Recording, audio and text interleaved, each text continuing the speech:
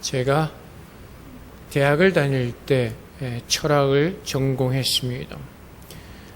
철학을 전공하게 된 이유는 너무나 간단합니다. 초등학교 때 우리나라에서 어느 드라마가 있었는데 그 드라마에서 어떤 가정의 둘째 아들이 철학과를 다니는 학생이었습니다. 그래서 그 배우의 대사는 대부분 철학가가 했던 그 명언들을 말하는 것이 대부분이었습니다. 근데 그런 말들을 들으면서 굉장히 어떤 마음에 뭐랄까 동의가 있었다고 할까요? 그리고 그 중에 한 명언 중에 하나가 소크라테스의 너 자신을 알라라는 그 명언이 굉장히 저의 머리에 사무쳤던 것 같습니다. 그래서 그때 결심하기를 대학에 가면 철학을 공부해 봐야겠다라는 마음으로 그래서 대학 가서 철학을 공부하게 되었습니다. 근데 소크라테스가 한 명언 너 자신을 알라. 그런데 사실 철학을 공부하면서는 저의 자신에 대해서 알 수 있는 길은 없었습니다. 왜냐하면 철학은 계속해서 지식을 탐구하는 학문인데 우리가 누구인지는 정확하게 가르쳐 주지 않았습니다. 우리가 누구인지를 알 수 있는 길은 오직 우리를 만드신 하나님께로 나아가서 그분을 바라볼 때 우리가 누구인지를 알 수가 있습니다. 그래서 지난주에 보았던 말씀처럼 하나님을 우리가 누구인지를 알고 우리가 하나님의 은혜를 받는 길은 겸손하게 하나님 앞에서 내가 누구인지를 깨달을 때 우리는 그 하나님의 충만한 은혜를 누릴 수가 있습니다. 성경은 우리를 하나님께서 하나님의 형상대로 창조하신 하나님의 자녀라고 우리에게 가르쳐주고 있습니다.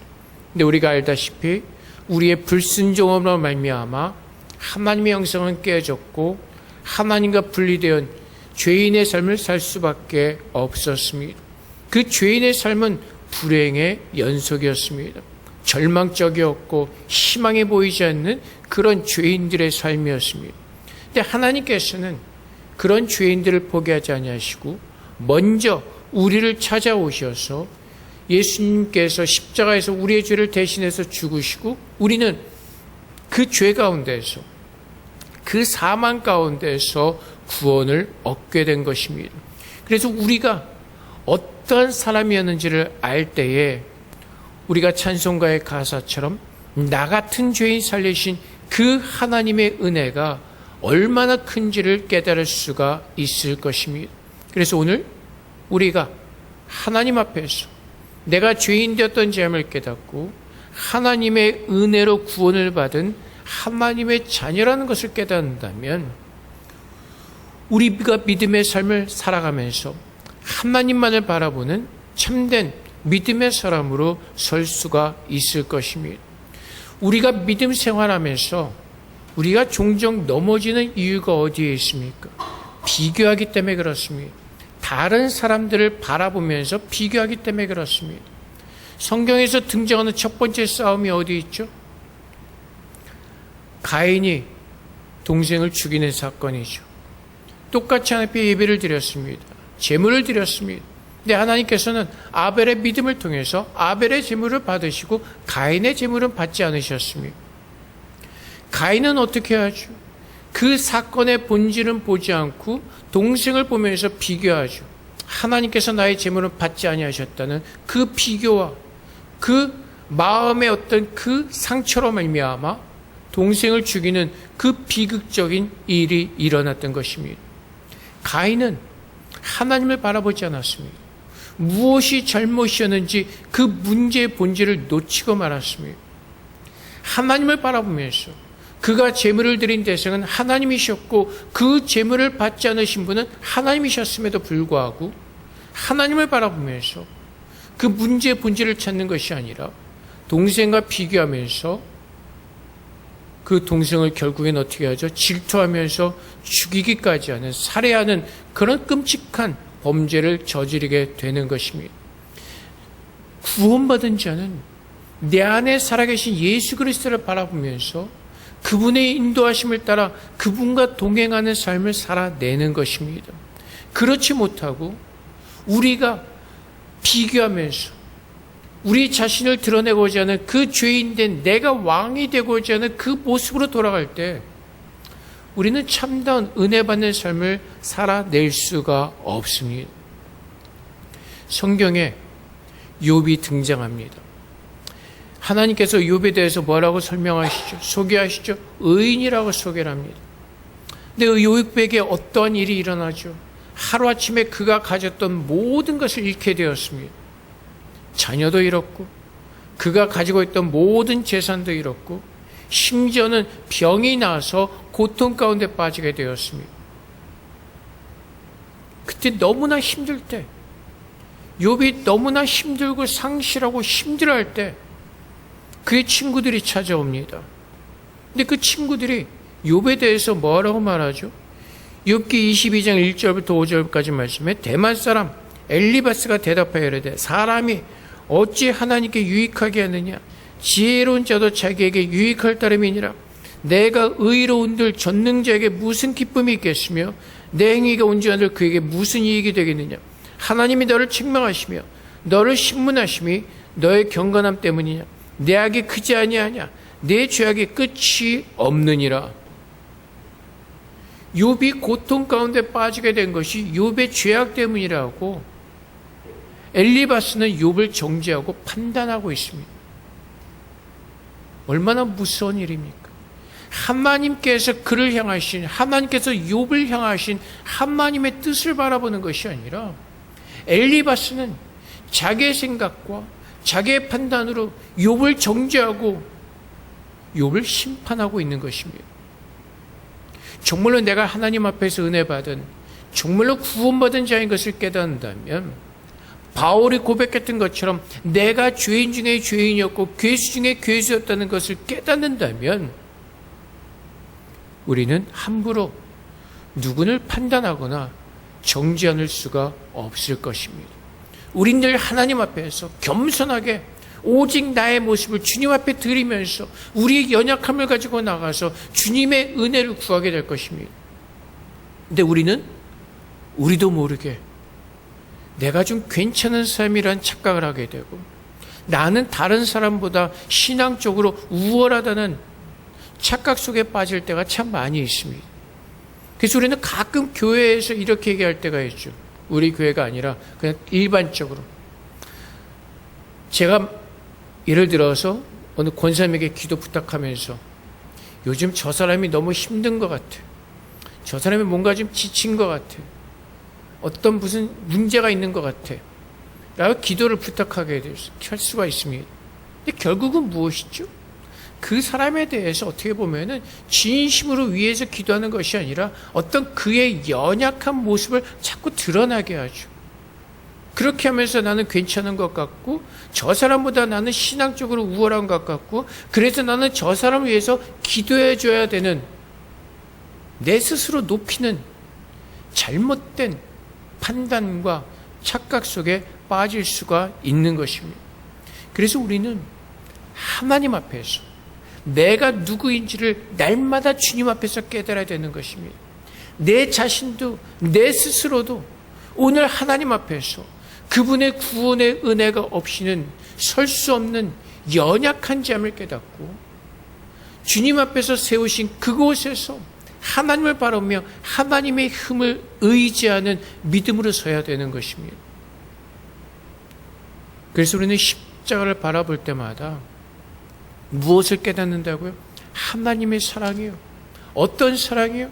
내가 하나님을 찾지도 않았고 오히려 하나님을 대적하고 내가 왕이 되고자 하는 그 교만한 삶을 살았음에도 불구하고 하나님은 끝까지 나를 포기하지 아니하시고 나를 사랑해 주신 그 하나님의 사랑 앞에서 우리는 십자가를 바라볼 때마다 더 겸손해지고 더 낮아지고 더 하나님을 바라보는 믿음으로 서야 되는 것입니다. 그래서 우리는 모두가 주님 앞에서 똑같은 죄인들이었습니다. 우리는 모두가 다 더럽고 취약한 모두가 그런 죄인들이었습니다. 누가 더 하나님 앞에서 잘났고 누가 더 하나님 앞에서 못난 그런 모습들이 아니었습니다.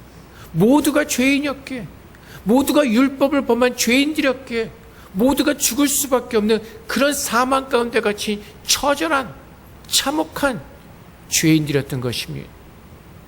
그래서 모든 죄는 동일하고 모든 죄의 무게는 똑같고 그 죄로 말미암아 우리는 모두가 사망 가운데 갇혀 절망할 수밖에 없는 그런 죄인들이었던 것입니다. 그런 처절함을 깨달은 자들이, 그렇게 내가 얼마나 처절한 정말 볼 것 없는 죄인이었던 것을 깨닫는 자들이 하나님 앞에서 그 구원의 은혜로 감사함으로 회복되어지고 더 주님의 은혜 가운데 서기를 간절히 원하는 그 가난한 마음과 애통하는 마음으로 주님 앞에 서게 되는 것입니다. 그래서 간절하게 하나님을 바라본 자들이 누구죠? 내 안에 애통함이 있는 자들, 내 마음이 가난한 자들이 더 하나님을 붙들고 더 하나님 앞에 간절하게 서게 되는 것입니다. 그 간절함이 없는 사람들이 어떻게 하죠? 교만해지고 내가 무엇인가 된 것 같은 착각 속에서 비판하고 정죄하고 내가 왕의 자리에 서는 것입니다. 근데 그것이 우리 모두에게 일어날 수 있는 연약함이란 사실을 깨달아야 될 것입니다. 나도 모르게 한순간에 그런 왕의 자리에 앉고자 하는 그 옛된 모습이 우리 안에 언제든지 일어날 수 있다는 그 사실을 깨달아야 됩니다. 모세의 누나였던 미리암이 그랬습니다. 미리암은 하나님의 은혜로 이스라엘 백성들이 홍해를 건너서 무사히 모두가 강 건너편으로 도착했을 때 하나님을 찬양했습니다. 그 미리암으로 말미암아 모든 여인들이 일어나서 하나님을 찬양했습니다. 근데 갈수록 어떻게 되죠? 미리암이 스스로를 높이려고 하죠. 왜 그랬을까요? 모세를 보면서 질투했을 수도 있습니다. 자기 동생이지 않습니까? 그런데 하나님께서 세우신 그 모세를 질투하고 비교하다 보니까 어떤 죄를 저지르게 되죠? 민수기 12장 1절부터 10절까지 말씀에 모세가 구스 여자를 취하게 됩니다. 그러자 그 구스 여자를 취하였더니 구스 여자를 취하였으므로 미리암과 아론이 모세를 비방하니라. 그들이 이르되 여호와께서 모세와만 말씀하셨느냐 우리와도 말씀하지 아니하셨느냐며 여호와께서 이 말을 들으셨더라. 이 사람 모세는 온유함이 지면의 모든 사람보다 더하더라. 여호와께서 갑자기 모세와 아론과 미리암에게 이르시되 너희 세 사람은 회막으로 나오라 하시니 그 세 사람이 나아가매 여호와께서 구름 기둥 가운데로부터 강림하사 장막문에 서시고 아론과 미리암을 부르시는지라. 그 두 사람이 나아가매 이르시되 내 말을 들으라. 너희 중에 선자가 있으면 나 여호와가 환상으로 나를 그에게 알리기도 하고 꿈으로 그와 말하기도 하거니와 내 종 모세와는 그렇지 아니하니 그는 내 온 집에 충성함이라. 그와는 내가 대면하여 명백히 말하고 은밀한 말로 하지 아니하며 그는 또 여호와의 형상을 보거늘 너희가 어찌하여 내 종 모세 비방하기를 두려워하지 아니하느냐. 여호와께서 그들을 향하여 진노하시고 떠나심에 구름이 장막 위에서 떠나왔고 미리암은 나병에 걸려 눈과 같더라. 아론이 미리암을 본즉 나병에 걸렸는지라. 모세가 구스 여자를 취하였습니다. 이방 여인을 취하니 그의 형이었던 아론과 누나 미리암이 모세를 비방하고 모세를 대적합니다.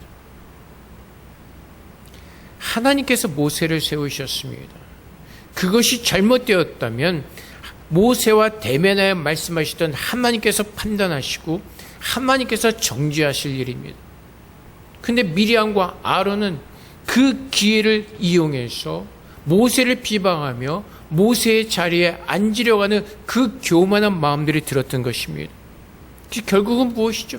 계속해서 비교했다는 것이죠. 모세의 모습을 보면서 부러워하고 비교하면서 질투하고 그것이 쌓였던 아론과 미리암은 결국은 어떻게 하죠? 모세를 비방하고 대적하고 일어났던 것입니다.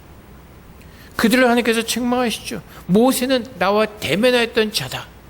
결국 이것은 무슨 말씀이시죠? 모세를 판단하고 모세를 정죄하시는 분은 오직 하나님밖에 없으시다는 것이죠. 근데 미리암과 아론은 이 사실을 간과해 버렸습니다. 그들은 하나님을 바라보고 하나님을 두려워하며 하나님께서 일하심을 기대해야 됐음에도 불구하고 그들 스스로 왕의 자리에 대해서 오늘 본문에서 말씀하시는 것처럼 형제들아 서로 비방하지 말라. 형제를 비방한 자나 형제를 판단하는 자는 곧 율법을 비방하고 율법을 판단하는 것이라 라는 말씀처럼 아론과 미리암은 모세를 비방하고 모세를 판단하는 그 죄를 지었습니다. 정말로 모세를 위했다면 어떤 말을 해야 되죠? 모세를 찾아가서 진심으로 권면하겠죠. 어떻게요? 이것이 정말로 하나님께서 기뻐하신 일일까? 괜찮을까? 모세를 위해서 걱정하면서 모세를 위해서 그들은 기도하고 하나님께 같이 나아갈 것입니다.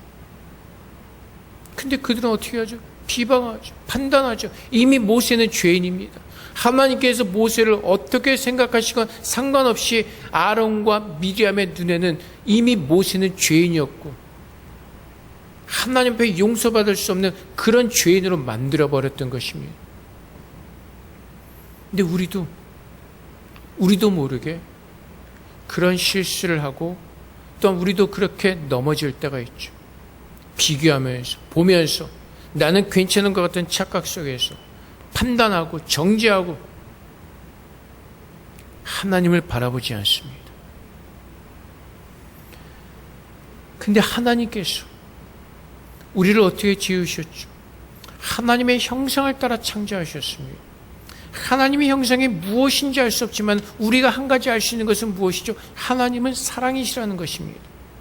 하나님께서 인간들에게 십계명을 주셨지만은 그 십계명을 통해서 하나님의 인간들을 정죄하시고 판단하시기 위해서 주신 것이 아니라 무엇을 위해서요? 하나님을 사랑하고 이웃을 사랑하는 법을 가르쳐 주시기 위해서 하나님께서는 그 율법을 주셨던 것입니다.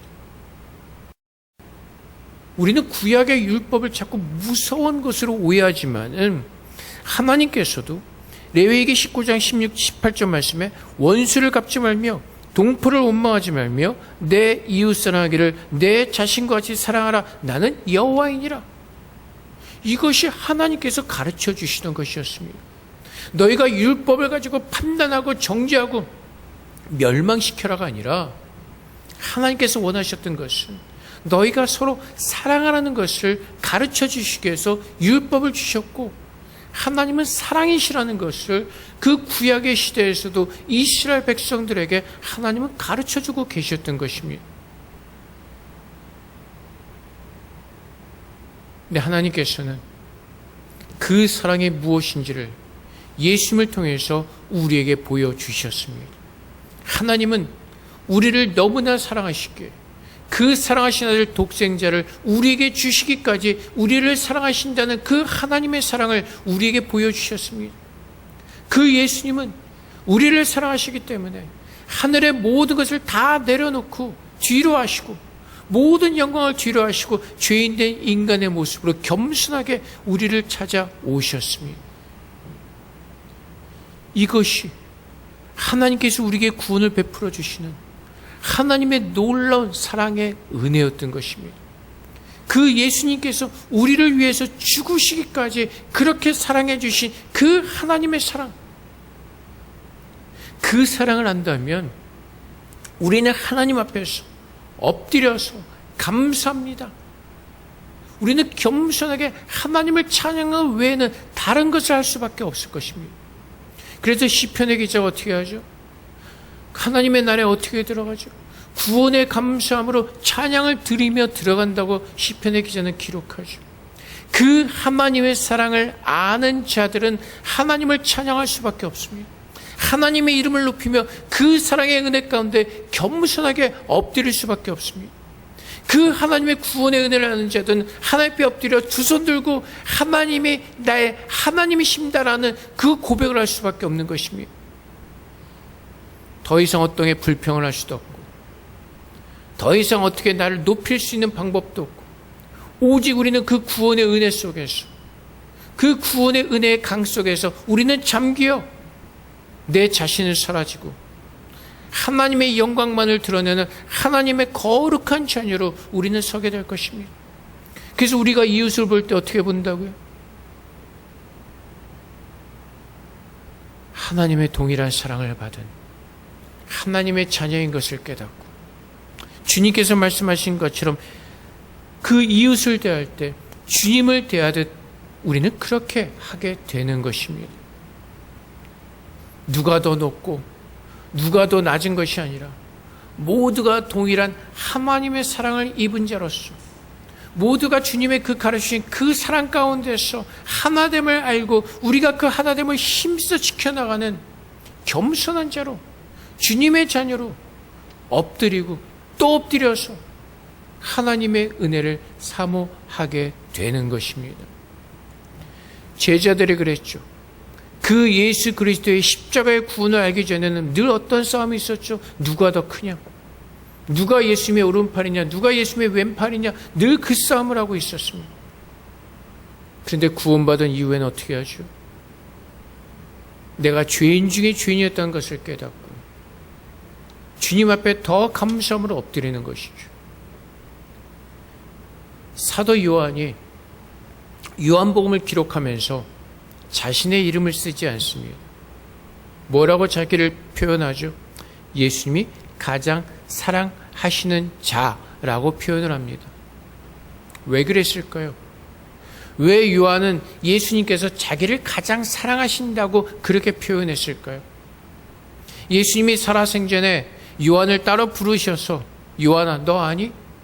나는 베드로보다, 나는 야곱보다 내가 너를 제일 사랑한단다 라고 말씀하지 않으셨습니다.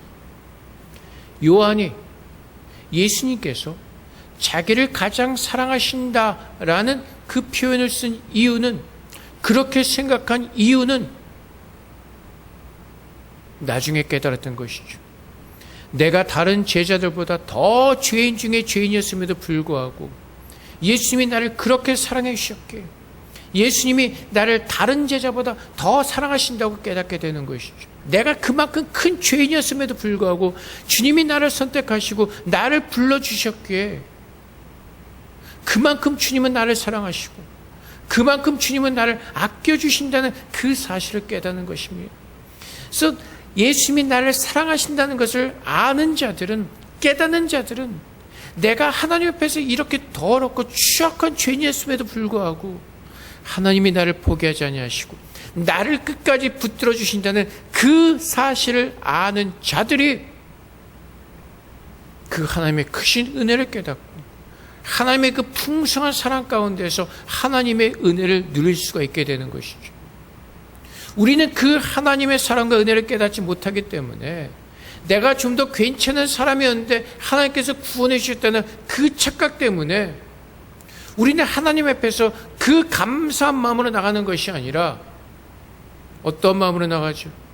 하나님, 나 이만큼 했으니까 나 좀 더 뭘 해주셔야죠. 하나님, 나 이만큼 괜찮은 사람이니까, 이렇게 괜찮게 살고 있으니까 하나님, 나에게 좀 더 뭐 축복을 해주셔야 되지 않습니까? 자꾸 뭔가 give and take라는 마음을 그 마음을 가지고 나가죠. 근데 하나님 앞에서 내가 정말 그 은혜를 받을 수 없었던 죄인임을 깨달을 때 우리는 오직 어떻게요? 감사함으로 주님 앞에 설 수밖에 없고 주님을 찬양하는 마음으로 설 수밖에 없는 것입니다. 그래서 우리가 천국에 들어갈 때 하나님 앞에서 하나님, 내가 이만큼 이렇게 했으니까 천국으로 날 들여보내주셔야죠 가 아니라 그렇게까지 날 사랑하신 그 하나님의 사랑의 은혜에 감사한 마음으로 들어가는 겁니다. 그랬던 나를, 죄인 중에 죄인이었던 나를 구원해 주신 그 하나님의 사랑에 감사함으로 군말 없이 들어가는 겁니다. 그것이 하나님의 은혜를 아는 자들이고 그것이 형제를 비방하지 않고 주님의 사랑으로 함께 사랑하는 자들의 모습인 것입니다.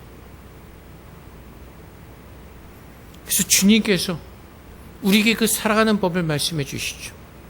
요한복음 15장 9절부터 12절까지 말씀에 아버지께서 나를 사랑하신 것 같이 나도 너희를 사랑하였으니 나의 사랑 안에 거하라. 내가 아버지 계명을 지켜 그의 사랑 안에 거한 것 같이 너희도 내 계명을 지키면 내 사랑 안에 거하리라. 내가 이것을 너에게 이름은 내 기쁨이 너희 안에 있어 너희 기쁨을 충만하게 하려 함이라. 내 계명은 곧 내가 너희를 사랑한 것 같이 너희도 서로 사랑하라는 이것이니라. 하나님께서 주님을 사랑하신 것처럼 주님도 우리를 사랑하셨고, 주님께서 그 하늘의 모든 영광을 뒤로하시고 십자가에서 죽으시기까지 우리를 사랑하셨습니다. 왜요? 우리를 사랑하신다는 그 이유 하나만으로.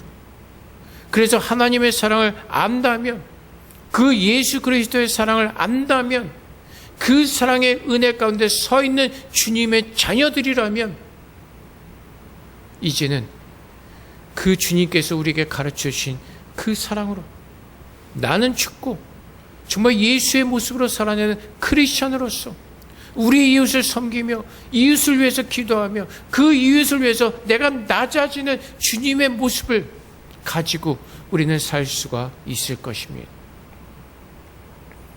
그때 주님의 기쁨이 우리 안에 충만할 것이라고 말씀하십니다. 여러분, 우리가 가장 힘들 때가 언제죠? 미워할 때입니다. 원수를 미워하고 원수를 향해 우리의 그 적의를 가지고 살아갈 때 그 마음이 가장 힘들죠. 내 마음은 지옥입니다. 나의 원수를 향한 그 마음, 사랑하지 못하고 용서하지 못하는 그 마음이 나를 힘들게 하고 우리를 지옥에 가둘 것입니다. 그런데 주님께서 우리를 사랑하신 것처럼 그 원수를 사랑할 수 있다면 우리는 지옥에서 해방되어지고 우리는 그 마음에 천국의 그 기쁨이 우리 안에 충만하게 부어질 것이라고 성경은 우리에게 약속하고 있는 것입니다. 그래서 우리가 이웃을 비방하지 않고 이웃을 판단하지 않고 하나님을 바라보면서 하나님과 1대1의 관계를 유지하면서 주님을 바라볼 때 우리는 주님의 제자의 참된 모습을 가지고 살아낼 수가 있을 것입니다. 그래서 오늘 12절 말씀에서 입법자와 재판관은 오직 한 분이시니 능히 구원하기도 하시며 멸하기도 하시느냐. 너는 누구에게 이웃을 판단하느냐. 이 말씀을 우리가 깊이 새겨드리면서 나를 만드시고 나를 창조하신 하나님만이 나를 판단하시고 나를 정죄하실 수 있다는 그 사실을 깨닫고 동일하게 우리 이웃에게도 우리가 적용하면서 우리는 오직 주의 말씀을 따라 이웃을 사랑하는 그 모습으로 살아내는 것입니다. 그래서 갈라디아서 5장 14절 말씀에 온 율법은 내 이웃 사랑하기를 내 자신같이 하라 하신 말씀에서 이루어졌나니. 율법은 크게 두 가지죠. 첫 번째는 하나님을 사랑하는 것이고 두 번째는 이웃을 사랑하는 것입니다. 근데 성경에서 그 하나님을 사랑하는 방법이 무엇이라고요? 이웃을 사랑하는 것. 하나님의 형상을 따라 지어진 우리 이웃을 사랑하는 것이 곧 하나님을 사랑하시는 것이다라고 말씀하시고, 그렇게 우리가 말할 때 이웃을 미워한다면 결국 어떻게 되죠? 하나님을 미워하는 것과 동일하다고 우리에게 말씀해 주시는 것이죠. 사랑하는 성도 여러분, 우리가 지난주의 말씀처럼 정말 겸손하게 하나님의 은혜를 아는 자들입니까? 그렇다면 우리는 겸손하게 우리를 구원하신 그 하나님의 사랑 속에서 우리는 행하고 하나님과 동행하면서 주님의 영광을 드러내는 거룩한 하나님의 자녀로, 믿음의 자녀로, 증인으로서, 제자로서 우리는 살 수가 있을 것입니다. 그래서 에베소서 5장 2절 말씀에 우리에게 권면하시기를 그리스도께서 너희를 사랑하신 것 같이 너희도 사랑 가운데 생활하라. 그는 우리를 위하여 자신을 버리사 향기로운 제물과 희생 제물로 하나님께 드리셨느니라. 사랑 가운데 생활하라. 그는 우리를 위하여 자신을 버리사 향기로운 제물과 희생 제물로 하나님께 드리셨느니라. 주님께서 우리에게 말씀하시죠. 우리 자신을 부인하고 우리의 십자가를 지고 주님을 쫓아라고 말씀하십니다. 자꾸 내가 살아나면 사랑할 수가 없습니다. 자꾸 내가 살아나서 내가 판단자가 되고 내가 정죄하는 자리에 선다면 이웃을 온전히 사랑할 수 없습니다. 하나님 앞에서 내가 아무것도 아닌 자임을 깨닫고 내가 자꾸 왕같이 일어난 내 자신을 부인하고 우리의 십자가를 지고 주님께서 우리를 사랑하신 것처럼 사랑하는 그 삶을 살아내는 것, 그것이 진정으로 아름다운 크리스찬들의 모습인 것입니다. 우리가 어떤 상황에 있건 어떤 환경 가운데 있건 우리가 기억해야 하는 것은 주님이 나의 왕이시고 주님이 나를 어떻게 사랑하셨고 주님께서 나를 누구로 부르셨는지를 그 사실을 깨닫고 우리의 방법과 우리의 판단과 우리의 생각이 아닌 주님의 마음을 가지고 주님께서 우리를 사랑하신 것처럼 우리는 함께 사랑하는 그 삶을 살아내는 것입니다. 그래서 오늘 우리에게 주시는 말씀처럼 정말 주님의 제자로서 우리가 겸손하게 하나님의 사랑 가운데 거하는 그 믿음의 삶을 날마다 우리가 살아낼 수 있기를 주님의 이름으로 축복드립니다. 우리 함께 기도하겠습니다. 오늘 우리 안에 계신 성령께서 하나님의 그 크신 구원을 깨닫게 하사 주님께서 우리를 사랑하신 것처럼 사랑하는 그 아름다운 삶을 우리가 잘 살아낼 수 있도록 하나님께서 우리를 도와달라고 시간 중 앞에 기도하도록 하겠습니다. 기도하겠습니다.